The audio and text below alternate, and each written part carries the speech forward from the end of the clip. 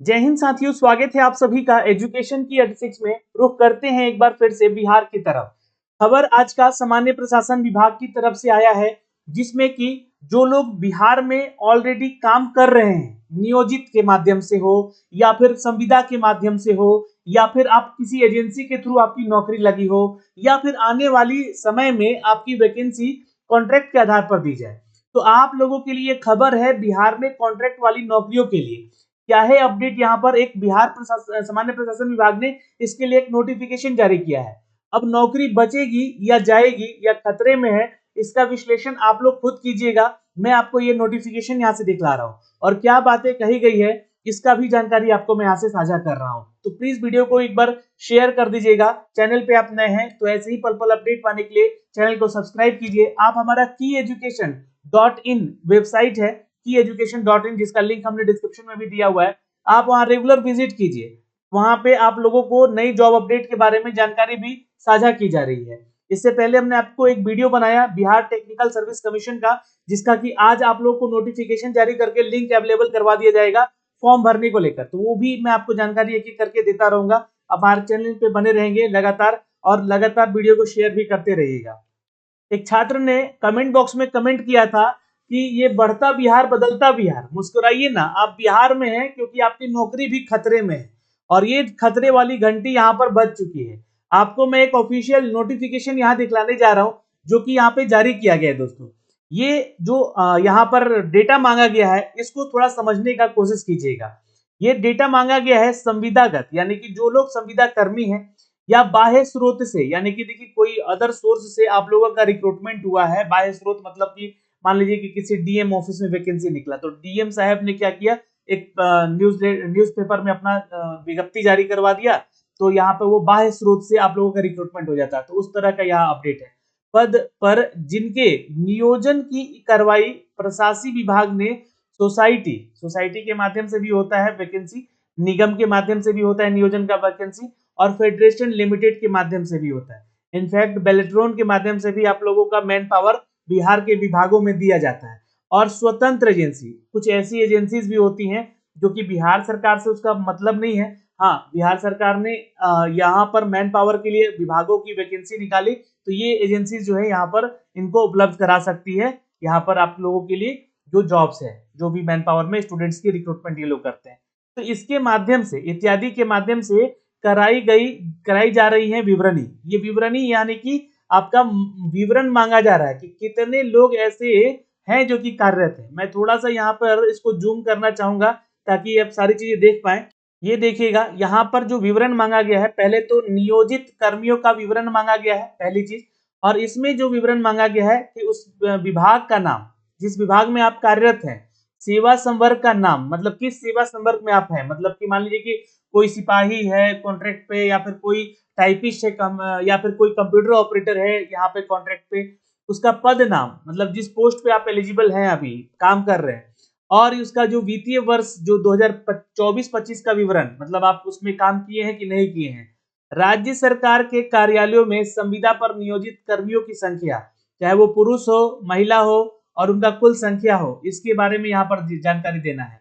फिर राज्य सरकार के कार्यालयों में बाह्य स्रोत के माध्यम से, यानी मैंने आपको सारा जानकारी यहाँ पे दिया कि बाह्य स्रोत क्या होता है। बाह्य स्रोत के माध्यम से नियोजित कर्मियों की संख्या, पुरुष का महिला का, और टोटल यहाँ पे जानकारी देना है। फिर यहाँ पर नियोजन के माध्यम से, यहाँ पे जो देखिएगा तो नियोजन हेतु निर्धारित लक्ष्य, तो लक्ष्य में रखा गया है 2025-26 का, यहाँ पर है ना, इसकी जानकारी देनी है।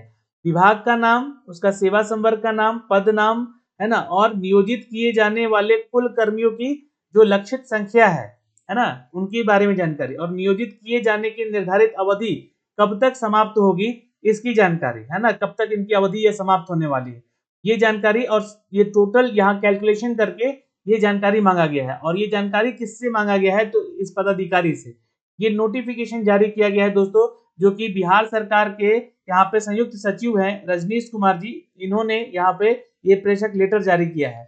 सभी अपर मुख्य सचिव को ये अपडेट भेजा है। तो अपर मुख्य सचिव जो है हमारे एस सिद्धार्थ भी हैं शिक्षा विभाग के, तो ये शिक्षा विभाग में भी आया होगा। ठीक है, तो ये जानकारी रखिएगा आप लोग।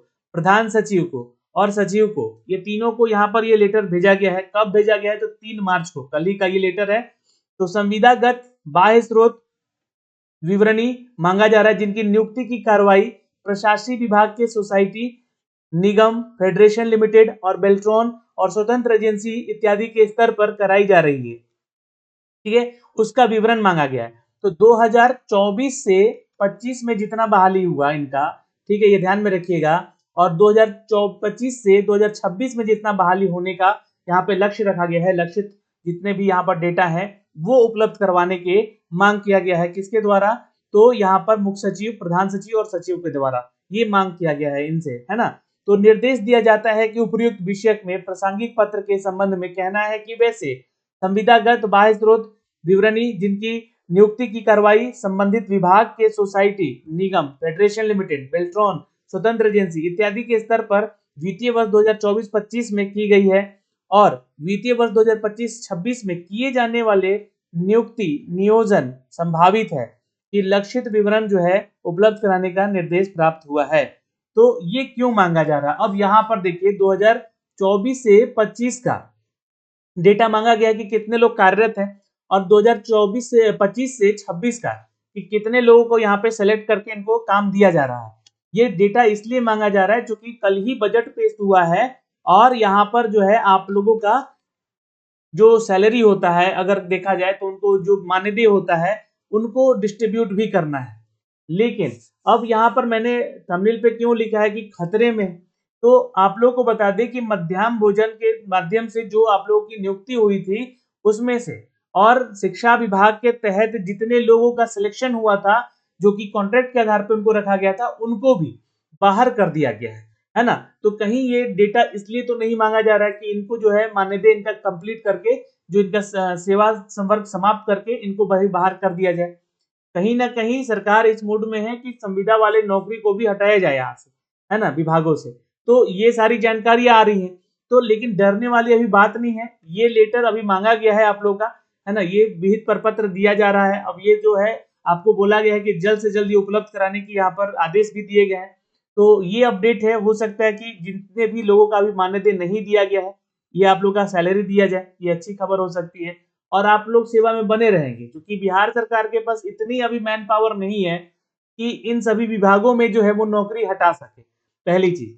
दूसरा चीज, यहाँ पर बहाली अगर हुई है, ये 25-26 वाला मैन पावर लिया गया है चाहे इन सभी एजेंसीज के द्वारा, तो इनका नौकरी अभी बरकरार रहेगा 3 साल तक एटलीस्ट, कम से कम, है ना। इन सभी के द्वारा कम से कम 3 साल, सोसाइटी हो, फेडरेशन लिमिटेड हो, है ना, इन सब के द्वारा जो भी आता है वो 3 साल बरकरार रहता है। बेल्ट्रॉन चूंकि बिहार सरकार की एजेंसी है तो इसका जो भी आप नियुक्ति करते हैं संविदा के आधार पे वो एटलीस्ट उनका 60 साल का रहता ही रहता है।